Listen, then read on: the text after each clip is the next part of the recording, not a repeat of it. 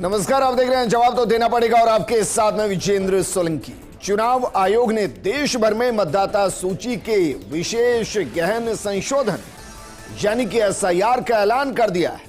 पहले चरण में बिहार में एसआईआर के बाद अब दूसरे चरण में इसे देश के 12 राज्यों और केंद्र प्रशासित राज्यों में लागू किया जाएगा। खासकर वो जगह जहां आगामी साल में विधानसभा चुनाव होने हैं, क्योंकि चुनाव से पहले वोटर रिवीजन जरूरी है। इसका मकसद वोटर लिस्ट को अपडेट कर चुनाव को सही और भरोसेमंद बनाना है, नए वोटर्स को जोड़ना और फर्जी मतदाताओं को बाहर करना है, ताकि कोई भी योग्य वोटर अपने अधिकार से वंचित ना रहे और अयोग्य मतदाता सूची में शामिल ना हो, जिससे कि इलेक्शन में ज्यादा से ज्यादा लोगों की भागीदारी सुनिश्चित हो। चुनाव आयोग के ऐलान के साथ ही अब सियासत गरमाने लगी है।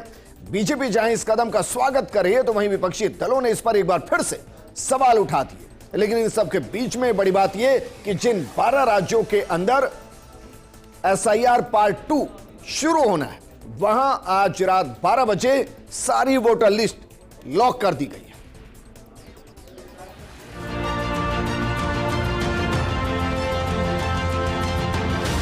अब फेज 2 12 राज्यों में या संघ शासित प्रदेशों में आरंभ होने वाला है।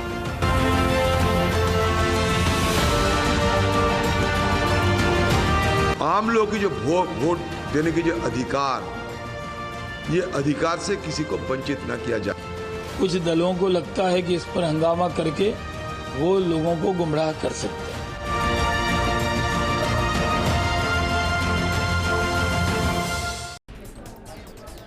और ये होना चाहिए, ये इसलिए होना चाहिए कि लोकतंत्र के महापर्व के अंदर फर्जी वोटर्स को बाहर किया जाए, क्योंकि इससे बड़ा कार्य हिंदुस्तान में कोई नहीं। अशुद्धि को अगर दूर किया जाएगा तो वो शुद्धिकरण होगा जहां से लोकतांत्रिक व्यवस्था मजबूत होगी। और क्या देश उसी दिशा में आगे बढ़ रहा है? और बिहार जिसे लिटमस टेस्ट के तौर पर देखा जा रहा था, क्या वो अच्छे नंबरों के साथ पास हुआ है? और अब 12 राज्यों में अपोजिशन इस बात पर फोकस करेगा कि किसी का नाम गलती से छूटे नहीं, ना कि इस पर फोकस करेगा कि इसको एक बार फिर से राजनीति के केंद्र का बड़ा मुद्दा बनाया जाए। इस पर बात करने के लिए हमारे साथ मौजूद हैं बीजेपी प्रवक्ता शैलेंद्र गुर्जर जी, कांग्रेस प्रवक्ता पौरुष भारद्वाज जी और रिटायर्ड आईएएस अधिकारी जगरूप यादव जी। शुरुआत पौरुष भारद्वाज जी आपके साथ। क्या कांग्रेस इन 12 राज्यों में एसआईआर का वेलकम करने की तैयारी कर रही है या सवाल उठाने की? देखिए वीरेंद्र जी, सबसे पहले तो हम निर्वाचन आयोग की इस पहल का स्वागत करते हैं। और इस तरह के जो कार्यक्रम अगर विद्वेष की भावना से या किसी के पक्ष या किसी के खिलाफ की भावना के तहत नहीं चलाए जाते, तो निश्चित तौर पे इस तरह के कार्यक्रमों से जो है देश के लोकतंत्र को मजबूती मिलती है, देश का लोकतंत्र मजबूत होता है। देखिए कांग्रेस पार्टी ने कि आप बिहार के संदर्भ में, मुझे पता है आप सवाल पूछने के लिए जा रहे हैं, बिहार के संदर्भ में हमारी आपत्तियाँ जो थी वो एसआईआर के संबंध में नहीं थी, बल्कि एसआईआर की टाइमिंग को लेकर के और एसआईआर की जो प्रक्रिया थी उसको लेकर के थी। और आपने जैसा कि अभी अपने इंट्रो में इस बात को कहा कि भाई विपक्ष अगली बार से कोई आपत्ति नहीं उठाएगा, तो मैं उसके जवाब में ये बात कहना चाहूंगा कि चुनाव आयोग जो काम कर रहा था वही काम तो हम लोगों ने भी किया ना। आपने देखा कि राहुल गांधी जी ने महादेवपुरा सीट की जो कमियां थी वो उजागर करी, और जो आनंद सीट थी उसकी कमियां उजागर करी। और आप ही के स्टूडियो में डिबेट के दौरान मैंने भी राजस्थान के पीपलदा विधानसभा क्षेत्र के अंदर 90 वोटरों का जो फर्जीवाड़ा उजागर किया था, आपके कैमरे के सामने किया था। तो मैं इस बात को कहना चाहूंगा कि पिछली प्रक्रिया से जो हमारी आपत्ति थी, उस प्रक्रिया को चुनाव आयोग वापस ना दोहराए, पूरी प्रक्रिया जो है वो पारदर्शितापूर्ण बनी रहे। आपको ध्यान होगा कि आप सिर्फ कांग्रेस पार्टी को ब्लेम करते हैं, सब लोग बीजेपी वाले भी करते हैं, आप लोगों ने भी सवाल पूछा, परंतु सिर्फ कांग्रेस पार्टी नहीं बल्कि जो देश के चुनावी प्रक्रिया पर पूरी पैनी निगाह रखने वाली संस्था एडीआर, उस तक ने जो है बिहार की एसआईआर के खिलाफ वो सुप्रीम कोर्ट गई और सुप्रीम कोर्ट से उसने इस आशय का प्रस्ताव पारित करवाया कि चुनाव आयोग ने जो 65 लाख मतदाता हटाए थे, उनका चुनाव आयोग जिस प्रकार से उनका खुलासा नहीं करना चाह रहा था, उन 65 लाख नामों को सार्वजनिक नहीं करना चाह रहा था, एडीआर के और विपक्षी पार्टियों के सुप्रीम कोर्ट में जाने के बाद सुप्रीम कोर्ट को यह आदेश देना पड़ा और निर्वाचन आयोग को उन 65 लाख मतदाताओं को जो हटाए गए उनकी सूची चस्पा करनी पड़ी। और उसका परिणाम यह रहा कि जब फाइनल वोटर लिस्ट आई तो 65 लाख की संख्या घटकर 45 लाख रह गई। और देखिए इस प्रकार मैं आपको ध्यान दिलाना चाहूंगा होगा कि झारखंड में एक special revision summary revision programme चला था, उसके अंदर ऐसा इस एसआईआर में 11 दस्तावेज मांगे गए थे, उस समय जो है 7 दस्तावेज मांगे गए थे, परंतु उन 7 दस्तावेजों में भी नल बिजली जैसे अहम दस्तावेज शामिल थे, जिसकी वजह से जो है वहां पे सफलतापूर्वक समरी रिवीजन का कार्यक्रम चला और किसी भी विपक्षी पार्टी ने, किसी दल ने जो है उस पर आपत्ति नहीं उठाई।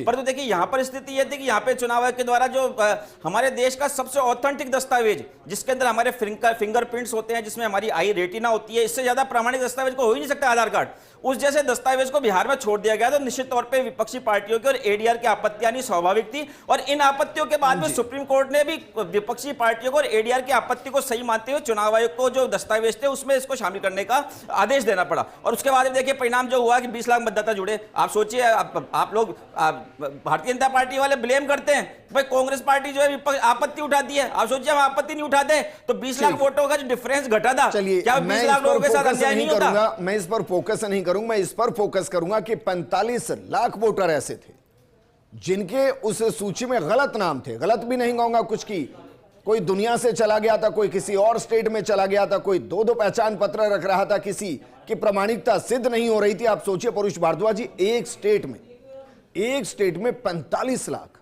और ये आप प्रूव करें, मैं इसलिए इससे आगे बात भी नहीं कर रहा हूं। तो सोचिए जरा, जब पूरे देश में होगा तो कितने ज्यादा वोटर ऐसे होंगे जो इस सूची से बाहर इसलिए होने चाहिए कि वो प्रमाणित नहीं है, और ये तो वाकई में वेलकम के लायक है ना। तो मैं यही कह रहा हूं कि बाकी स्टेट में भी कांग्रेस सपोर्ट करते हुए एसआईआर को बेहतर तरीके से एग्जीक्यूट करने में हेल्प करेगी।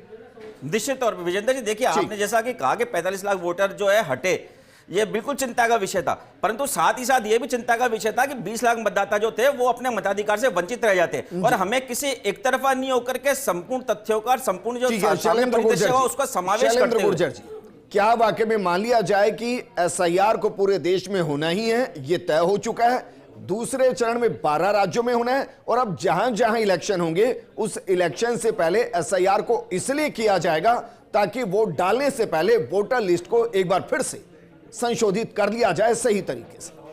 देखिए, चुनाव आयोग का जो मकसद होता है वो यही होता है कि जो योग्य और पात्र मतदाता है वो छूटे नहीं, और अयोग्य मतदाता है वो उसमें जुड़े नहीं। तो सबसे पहला जो उनका मोटो चुनाव आयोग का वो ये है, और सतत प्रक्रिया है ये। आप देखिए कुछ सालों पहले भी सघन गहन पुनरीक्षण अभियान चले थे, एसआईआर हुई थी 2002 से लेकर 2004 के बीच में, उसके बाद 2004 से लेकर 2008 के बीच में जब यूपीए की केंद्र में सरकार थी। तो ये तो चुनाव आयोग का जो एक संवैधानिक संस्था है, ये प्रक्रिया को चलाता रहता है, और जो मतदाता सूची है उसको शुद्ध करता रहता है, उसको अपडेट करता रहता है। और आप देखिए कितनी बड़ी बात निकल कर आई थी कि 45 लाख मतदाता जो थे उनमें से 20 से अधिक लाख मतदाता जिनका निधन हो गया था वो जुड़े हुए थे, 8 से 10 लाख मतदाता जिनके डबल EPIC नंबर थे या उनके डबल मतदाता पहचान पत्र थे, और किस तरह से कुछ लोग गांव छोड़ के या पलायन करके चले गए थे। तो ये सारी कवायद जो है चुनाव आयोग निष्पक्षता से करता है। हमारा तो यही कहना है कि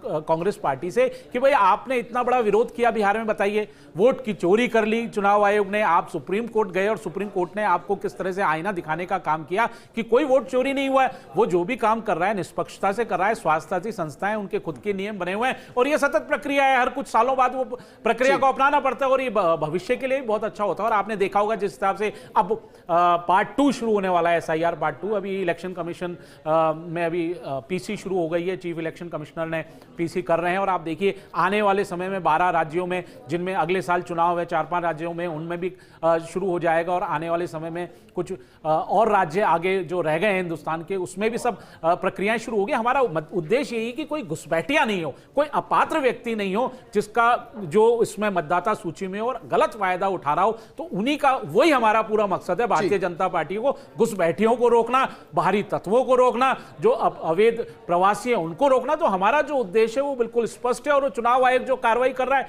बहुत अच्छी कर रहा है। साधुवाद। इस तरफ भी हम जाएंगे कि भाई ये जो नाम जुड़े, इलीगली जो जुड़े, ये कैसे जुड़े, किसने जुड़वाए, उन पर एक्शन हो, क्योंकि जो जुड़वाने बैठे हैं ना वो गलत नहीं है, वो तो आए हैं भाई देश की नागरिकता लेने अपनी मंशा के साथ, लेकिन जो जोड़ रहे हैं क्या उनको हम कभी ढूंढ पाएंगे? कि ये कौन थे, बिल्कुल विजेंद्र उन पर जी, एक्शन आपने ले पाएंगे? बहुत अच्छा प्रश्न है आपका विजेंद्र जी, और निश्चित तौर पर उस पर जांच होगी कि ये कैसे जोड़े गए और इनका क्या सूत्र था, कैसे इनको किन्होंने सपोर्ट किया। निश्चित तौर पर इस पर जांच, सघन जांच की जाएगी, और इसीलिए हम देखिए पूरे भारत में एसआईआर को लागू कर रहे हैं, और एसआईआर सिस्टम जो है वो हर राज्य में लागू होगा ताकि एक निष्पक्ष रूप से सर मानकर चले कि एक ऐसी प्रक्रिया है जो कभी खत्म नहीं होगी। हर 5 साल 10 साल के बाद उसका रिवीजन किया जाएगा, उसका शुद्धिकरण किया जाएगा, और पॉलिटिकल पार्टी सब इस पर ज्यादा फोकस करें कि भाई शुद्धिकरण में वो कितनी बड़ी भूमिका निभा सकते हैं, ना कि इसको लेकर सवाल खड़ा कर दें। देखिए विजेंद्र जी, मैं आपको स्पष्ट करूं कि ये बहुत स्वागत योग्य कदम है, और जहां तक मतदाता सूची का संबंध है, प्रत्येक वर्ष की 1 जनवरी से लेकर मर्यादित अवधि का जो अर्हता प्राप्त करते हैं ऐसे मतदाता उनको सूची में जोड़ने का कार्य प्रत्येक वर्ष लगभग पूरे भारतवर्ष में किया जाता है। ठीक है, इसको कहते हैं संक्षिप्त पुनरीक्षण।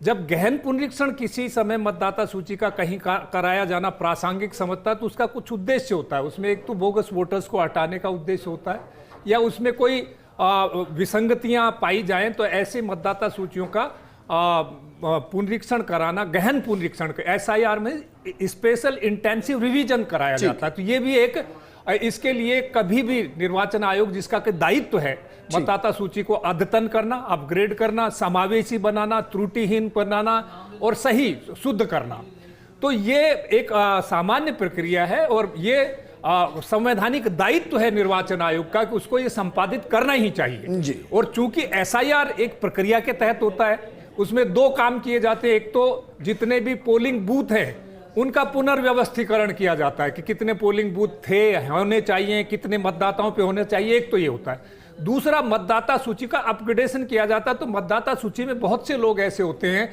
जो अंतरण कर जाते हैं, या जो काल के ग्रास बन गए, या जिन्होंने नई अर्हता प्राप्त की है, या जो बोगस वोटिंग जिन्होंने, जो नागरिक नहीं है, क्योंकि हमारे संविधान के तहत भारत का नागरिक ही वोटिंग राइट रखता है। तो ये इस पे बिंदु पे विवाद होता है कि भाई जो आप किसी आदमी की सिटीजनरी जब स्थापित करते हो तो कौन कौन से दस्तावेज लो। तो जो कांग्रेस के प्रवक्ता ने कहा उसमें आधा हकीकत है आधा फसाना है। ये बात सही है कि भाई कुछ दस्तावेज जो इंक्लूसिव, खासतौर से आधार कार्ड वगैरह को हम पहचान आधार मानते हैं, वो नहीं शामिल किया निर्वाचन आयोग ने। तो किसी संस्था गई तो उन्होंने कहा नहीं, इसको शामिल किया जाना चाहिए। ठीक, मैं ये भी कहना चाहूंगा कि 45 लाख वोटर उसमें से हटे। मैं विभिन्न समयों पे 1 से अधिक बार ERO यानी इलेक्टोरल रोल ऑफिसर रहा हूं, जो यानी निर्वाचक नामावलियों का अद्यतन करते हैं, नाम जोड़ते हैं, नाम हटाते हैं, और जो अंतरित लोग हैं उनका भी हटाते हैं। तो ये प्रक्रिया के तहत होता है। फार्म 6 नाम जोड़ने के लिए होता है, फार्म 7 नाम हटाने के लिए होता है, फार्म 8 शुद्धिकरण के लिए होता है। ERO ये करके कार्यवाही उसको ड्राफ्ट पब्लिकेशन करता है। अब तो मुझे लगता है सर कि देश का बच्चा इस पूरी प्रक्रिया को समझ चुका है। बिहार के दौरान जिस तरीके से सब कुछ समझाया गया और इन डेप्थ समझाया गया, लेकिन अब कुछ सवाल हैं सर मेरे। पहला सवाल तो ये जो हमेशा सवाल उठता है कि भाई बिहार में टाइमिंग को लेकर सवाल कि इलेक्शन से तुरंत पहले, अब मैं इसको कभी नहीं समझ पाया। ऐसा तो है नहीं कि किसी की शादी की शेरवानी 20 साल पहले सिल जाएगी। शादी से पहले ही काम होता है और उसी वक्त सबसे बेहतरीन काम होता है। क्या वाकई में टाइमिंग को लेकर आप समझते हैं कि भाई एक बड़ा क्वेश्चन रहा, या सही टाइम पर सही फैसला? मैं नहीं समझता विजेंद्र जी कि ये कोई गलत टाइम पे किया गया था। यूजुअली 1 जनवरी को तो संचित पुनरीक्षण होता ही है। ठीक, जहां पर भी चुनाव होता है तो निर्वाचन आयोग का ये पुनीत दायित्व है कि वो गहन पुनरीक्षण कराए, क्योंकि बहुत सारे लोगों ने डुप्लीकेशन बहुत बड़ी समस्या है। यहां देखिए 45 लाख नाम बिहार में हटे। मैं दावे के साथ कह सकता हूं, मैं जयपुर में 21 से, चूंकि जिला निर्वाचन अधिकारी का भी कार्य मैंने संपादित किया। ERO का तो जब से मैं सेवा काल में आया, हर कॉन्स्टिट्यूएंसी का एक ERO होता है, तो ERO का दायित्व भी मुझे हमेशा मिला है। तो मैं दावे के साथ कह सकता हूं कि बहुत सारे लोग जो शहर में अंतरण करके आगे, उनके अपने मूल निवास स्थान पे भी नाम है, ये डुप्लीकेशन कहलाता है। ये कभी भी हुआ नहीं। तो मैं सर इसी से जुड़ा सवाल आपसे कर रहा हूं, क्योंकि ये हर किसी का सवाल है और उसमें मैं भी शामिल हूं। भाई ये कहा गया आज इलेक्शन कमीशन की तरफ से कि 2003 तक अगर आप वोट डाल रहे हैं तो आपको प्रमाण की जरूरत नहीं है, आपके पिताश्री डाल रहे हैं तो भी प्रमाण की जरूरत नहीं है। अब मेरा सवाल यह सर कि मानिए 10 साल पहले कोई अगर बिहार से या गुजरात से राजस्थान आ गया जी अब सर वो राजस्थान तो 20 साल पहले जाकर 2003 में तो वोट नहीं डालेगा, जी वो प्रमाण उसका मिलना नहीं है, तो 10 साल पुराना उसके पास प्रूव है, और हो सकता है उसने अपना नाम वहां से भी ना कटवाया हो, साल 6 महीने पहले यहां जुड़ा हो। अब वो कैसे प्रमाणित करे? विजेंद्र जी, ये उसका पुनीत दायित्व है। जो फार्म उसमें 6 और 7 इनमें शपथ है। आप लोक प्रतिनिधित्व अधिनियम 1950 और 51(2) पार्लियामेंट के एनेक्टेड कानून है, जिसमें 18 ये कहता कि एक मतदाता एक से अधिक निर्वाचन क्षेत्रों में अपने मतदान का नाम नहीं करेगा। 31 उसको अपराध बनाता है, अगर वो करता है तो उसके लिए दंडनीय अपराध है। तो ये दरअसल में ईआरओ हेल्पलेस हो जाता है। अगर मान लीजिए जो निर्वाचन आयोग या विधि सम्मत दस्तावेज के आधार पे किसी का नाम जुड़ गया, तो ये उसका दायित्व है, ये दंडनीय अपराध है, 1 वर्ष का कारावास है। अगर वो बिना वैध प्रमाण पत्र के या 2 जगह अपना नाम जुड़वा लेता है तो दोनों में 1-1 वर्ष का कारावास है। और ये व्यक्ति पे है जो नाम जुड़वा रहा है, उस पे है। तो ये डीडुप्लीकेशन की जो समस्या है, अमूमन आदमी, चूंकि ये सरसरी प्रक्रिया से होता है, 1 जनवरी को आप सामान्यतः जहां रह रहे हो उसकी सरसरी जांच होने के बाद उसका नाम जुड़ सकता है। नहीं, मैं इसको और बहुत साधारण शब्दों में आपको बताता हूं, जिस हिसाब से चुनाव आयोग ने भारत की जनता को समझाने की कोशिश की है। उन्होंने कहा है जब भी विशेष गहन पुनरीक्षण हो चुका है, जहां भी जिन राज्यों में, चाहे वो 2003 में हुआ हो, 2004 में हुआ हो, 2006 में हुआ हो, 2008 में हुआ हो, वो आधार रहेगा। उन व्यक्तियों का उस मतदाता सूची में अगर नाम है तो उनको कोई दस्तावेज देने की आवश्यकता नहीं है। ठीक है, पहली बात। अब आप देखिए दस्तावेज किनको देने की आवश्यकता है इसको भी समझने की, क्योंकि बहुत ज्यादा उसी में आ रहा हूं। उन्होंने कहा है कि 1987 से पहले जिनका जन्म हो गया उनको अपना जन्म प्रमाण पत्र देना पड़ेगा, लेकिन जिनका 2003 या 2004 की मतदाता सूची में नाम है उनको दस्तावेज की आवश्यकता नहीं है। उन लोगों को आवश्यकता है जिनका नाम 2003 की सूची में नहीं था और 87 से पहले जिनका जन्म हो गया। आप समझिए, बहुत सिंपल तरीके से चुनाव आयोग ने भारत की जनता को समझाने की कोशिश की है, इसीलिए बहुत क्लियर क्रिस्टल है, स्पष्टीकरण से। और जो 87 से लेकर 2004 तक जिन व्यक्तियों का जन्म हुआ है, उनके अगर पुनरीक्षण जो सूची बनी, गहन एसआईआर के बाद जो सूची बनी, मतदाता सूची, अगर उसमें नाम है तो उनको भी दस्तावेज की आवश्यकता नहीं है। क्या कहना चाह रहा हूं? मैं मोटे तौर पे समझिए मेरी चीज को, मैं आपको समझा रहा हूं कि राजस्थान के दर्शक समझें सर, इस पर तो मैं आ ही नहीं रहा हूं। मेरा सवाल यह है कि मानिए कोई 2015 तक मानकर चलिए गुजरात रह रहा था जी। अब वो 2016 में राजस्थान या मध्य प्रदेश में आके रहने लगा जी। उसने 2022-23 के अंदर सोचा कि भाई मैं परमानेंट यहां पर रहने वाला हूं। उसने अपना इलेक्शन कमीशन की वेबसाइट पर जाकर एनरोल किया और अपना एपिक नंबर क्रिएट कर लिया। समझ रहे हैं मेरी बात? अब मुझे बताइए कि वो कैसे प्रमाणित करे कि 2003 से वो गुजरात से आकर मध्य प्रदेश या हरियाणा किसी और स्टेट में रह रहे, वो कैसे प्रमाणित करे कि भाई एक लाइन में आपको इसमें बता दूं कि जैसा पाएंगे, मैं बता पाऊंगा। नहीं, मैं थोड़ा सा मेरे को जो समझ में आ रही है तो मैं बात करना चाहूंगा। बिल्कुल भाई, हम भी समझने की कोशिश कर रहे हैं। चुनाव आयोग ने जिस तरह से भारत की जनता को समझाया, देखिए अगर आप किसी पलायन, आपने अगर किसी राज्य में से दूसरे राज्य में पलायन कर लिया है और आपका उस राज्य में मतदाता सूची में नाम है, तो अगर आपने नहीं कटाया और वहां आपने जोड़ लिया है, तो आप 2 तो ईपीआई नंबर नहीं रख सकते, वो उनकी पहचान हो रही है, पलायन हो गया। और आप देखिए जहां अगर नहीं, अगर दूसरा और आप अपना जो पुराना मतदाता पंजीकरण नंबर है उसको भी दे सकते हैं। नहीं, मतदाता पुराने राज्य, आप जिस राज्य में हैं सर, अभी मैं इस प्रोग्राम को करने से पहले ऐसे बहुत से लोगों से मिला हूं। अच्छी बात यह है कि उनका एपिक नंबर सेम है सर। पंजीकरण नंबर है, मुझे समझ नहीं आ रहा कि एपिक नंबर अगर सेम है तो वो गुजरात और राजस्थान दोनों जगह में आप एलिजिबल हो जाएंगे, आप उस राज्य में एलिजिबल हो जाएंगे। अब राहुल गांधी जी करते तो है नहीं तैयारी, वोट की चोरी हो गई, सियासत के लिए प्रोग्राम नहीं कर रहे हैं। एक मिनट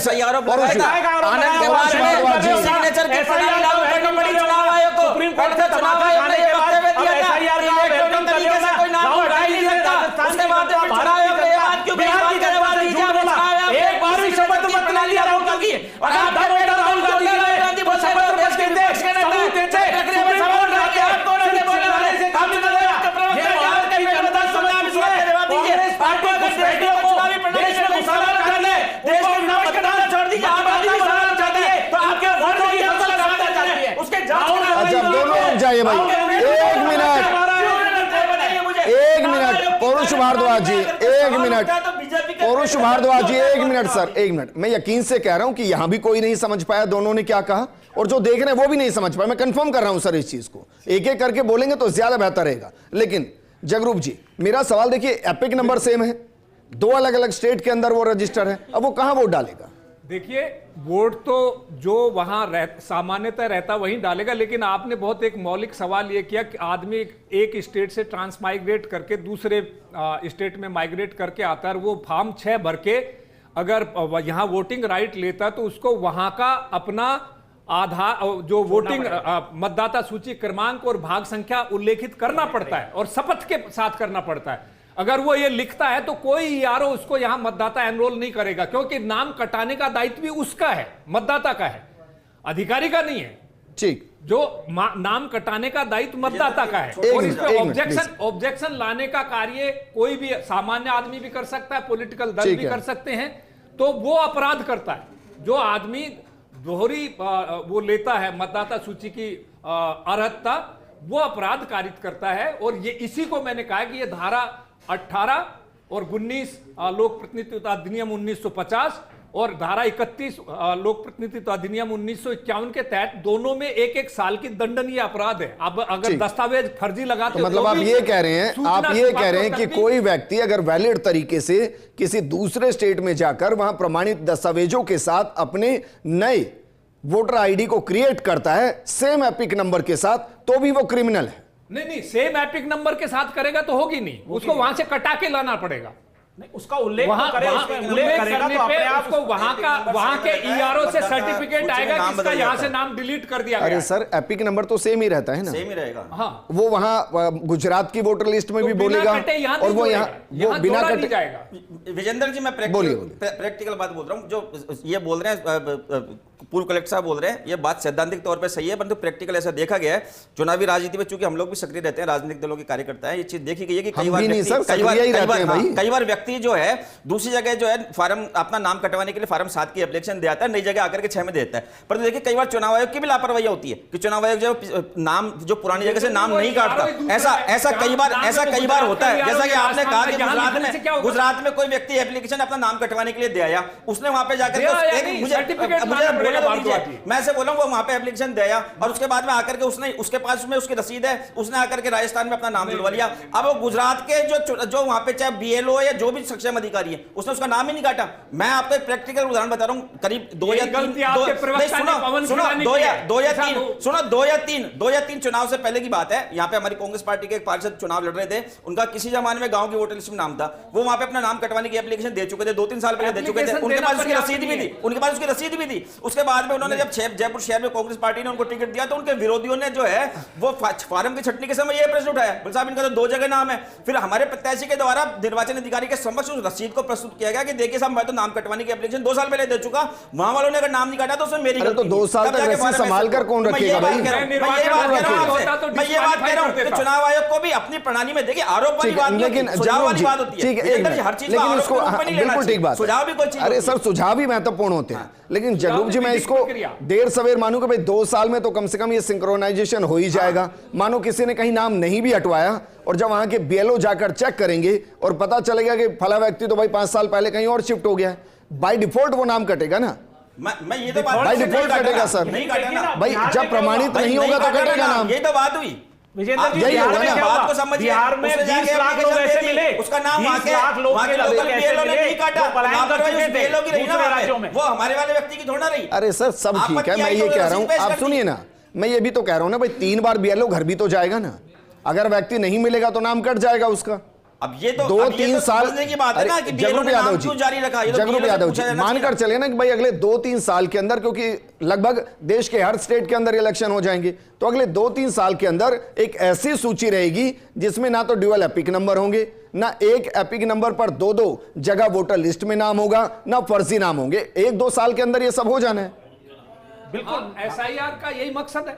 फिर विजेंद्र जी, सबसे बड़ी बात ये हो रहा है कि आज का टेक्नोलॉजी का जमाना है और जब हमने मतदाता सूची में ऑथेंटिक आंकड़ा देना चाह रहा हूं, हमने जब हमने जब हमारी मतदाता सूची को या हमारे मतदाता क्रमांक को आधार कार्ड से लिंक कर दिया तो उस पे एक से ज्यादा एपिक नंबर कैसे जनरेट हो जाते हैं, ये भी सवाल है। आप देखिए टेक्नोलॉजी तो है ना, आप मैच कर सकते हैं एपिक नंबर को और आधार कार्ड। जब आपने आधार कार्ड से मैच दो एपिक नंबर नहीं होते, एक एपिक नंबर दो जगह रजिस्टर होता है, ये दोनों अलग बातें। पहुंच गए ऐसे में अगर दो एपिक नंबर भारद्वाज जी, एपिक नंबर एक ही होता है, दो जगह रजिस्टर हो जाता है, दो जगह रजिस्टर हो जाता है। अगर आपका सेम मोबाइल नंबर है, सेम आधार कार्ड है, दो एपिक नंबर नहीं जनरेट होता, तो नहीं होते।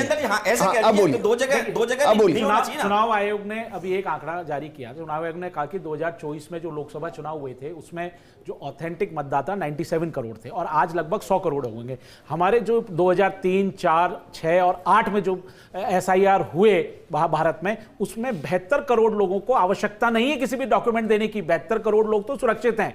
जो बाद में जुड़े हैं, नहीं समझ रहे मेरी बात भाई। उन 72 करोड़ में से कितने ऐसे जो पलायन कर गए हैं 2008 के बाद, बताइए। पलायन कर गए ना, पहलू तो है, मैं बता रहा हूं ना कि भाई आपको समझना पड़ेगा कि जब आपका जहां जिस राज्य में SIR हो चुका है, अगर आपका उसमें नाम है तो आपको कोई दस्तावेज की आवश्यकता नहीं है। एक और उदाहरण मैं आपको देता हूं, मानिए बिहार का उदाहरण लेते हैं। चलिए, बिहार के अंदर से 45 लाख नाम कटे हैं सर, उनमें से 5 लाख ले लेते हैं। चलिए, 5 लाख ऐसे होंगे जो पलायन करके दूसरी जगह पहुंच गए हैं। अब वहां के SIR में उनका नाम कट गया, मतलब बिहार के तो नहीं है वो। अब वो उस स्टेट के होंगे जहां वो रह रहे हैं। अब जिस स्टेट में वो रह रहे हैं वहां 2003 से नहीं रह रहे हैं, उसमें कैसे प्रूव करेंगे? चुनाव आयोग ने यह कहा है कि आप अपना पुराना जो पंजीकरण संख्या थी मतदाता की, वो दे दीजिए। आप दे दीजिए तो आपका नाम जुड़ जाएगा। अच्छा, मतलब बिहार में 2003 में आपने जो वोट डाला या जो उसका एपिक नंबर है, वो दे दीजिए। जो नंबर है उसको आप ले आइए, बिल्कुल, वो आप ये बता दीजिए कि वहां से नाम कट गया। हाँ, रजिस्टर्ड आपका मतदान संख्या है वो बता दीजिए। बताना काफी नहीं है, कटवाने का तो आपको प्रमाण देना पड़ता है। वो ERO कंसर्न गुजरात का ERO एक सर्टिफिकेट जारी करता कि इनका मतदाता सूची क्रम संख्या बार संख्या पे इतने के नाम का जो हटा दिया गया। अरे सर, बिहार के अंदर में उदाहरण के तौर पर ले रहा हूं, 5 लाख के नाम काटे गए, 5 लाख के नाम इस आधार पर काटे गए कि वो दूसरे स्टेट में रह रहा है। काटे गए ना, इलेक्शन कमीशन ने काटा, उसके बावजूद जरूरत पड़ेगी। नहीं, अब नहीं पड़ेगी। मैं आपको यही बताने की कोशिश कर रहा हूं, अगर वो पुराना अपना मतदाता पंजीकरण संख्या ले आता है तो वो उससे यहां एनरोल हो जाएगा। नहीं, फाइनल कमेंट आप मुझे दीजिए जगरूप जी, क्योंकि आप हम सबसे ज्यादा व्यवस्था को आप ही समझते हैं। मुझे ये समझाइए एक बार कि भाई बिहार से 5 लाख का काट दिया, मोटे तौर पर उदाहरण दे रहे हैं उनको, क्योंकि इसलिए काट दिया उनका नाम, वो दूसरे स्टेट में काम कर रहे हैं। समझिए, ये तो इलेक्शन कमीशन ने किया ना जी, तो इलेक्शन कमीशन वहां से उनको वोटर लिस्ट से बाहर कर चुका है जी। तो अब उस व्यक्ति को क्यों चाहिए वो सर्टिफिकेट वहां से कि भाई मैं उनको नहीं चाहिए। अगर सुओमोटो ERO ने काटा है तो नहीं चाहिए, लेकिन अगर किसी आदमी ने इंफॉर्मेशन देके या किसी राजनीतिक दल के आक्षेप पे, इसमें एक दावे की तरह निपटान होता है। हर नाम जुड़ने का और हर नाम हटने का एक फाइल बनता है, और हर नाम शुद्धिकरण का भी फॉर्म 6, 7, 8 इसकी अनिवार्य प्रक्रिया है। उन पे कोई भी आक्षेप कर सकता, पहले उसका प्रारूप प्रकाशन होता है, उस पे आक्षेप आमंत्रित किए जाते हैं। व्यक्ति खुद भी लगा सकता है कि मेरा नाम गलत काट दिया, मैं स्थानांतरित नहीं हुआ हूं। राजनीतिक दल भी लगा सकते हैं। अगर ऐसे में निर्वाचन आयोग ने यह मान के कि यहां नहीं रहता काटा है, तो उसको कोई भी सर्टिफिकेट लेने की जरूरत नहीं है। लेकिन अगर मैं यहां अप्लाई करता हूं जयपुर में, मैं गुजरात का हूं, तो मुझे सर्टिफिकेट स्वयं को लाने का मेरी बाध्यता है, वैधानिक बाध्यता है। लेकिन मैं वहां पे प्रश्न पूछना चाह रहा हूं, अगर वो 2003 में वो लिस्ट में मतदाता था तो वो अपना क्या मतदाता पंजीकरण जो उसका है वो नहीं लाके आप एक एपिक नंबर से दो जगह, ये भी चुनाव आयोग ने कहा है, ये सहूलियत भी चुनाव आयोग ने दी है। बार उसको नागरिकता, मतलब किसी नागरिकता की तो बात ही नहीं हो रही। सभी का शुक्रिया हमारे साथ जुड़ने के लिए। जो जहन में हमारे सवाल हैं ये लाखों लोगों के जहन में है, लेकिन यकीन मानिए जैसे जैसे इस प्रक्रिया में हम आगे बढ़ते जाएंगे वैसे वैसे हर सवाल का जवाब भी मिलता जाएगा। और यह भी तय है, इलेक्शन कमीशन इस पूरी प्रक्रिया को इसलिए नहीं कर रहा है कि नाम काटने हैं, इसलिए कर रहा है कि सही नामों का चयन होना है और जो गलत तरीके से वोटर लिस्ट का हिस्सा हो गए हैं उनको बाहर जाना है। इसलिए उनको बिल्कुल डरने की जरूरत नहीं, जो भारत के हैं और जो वोट के लिए एलिजिबल हो चुके हैं। इस प्रोग्राम में फिलहाल इतना ही। नमस्कार।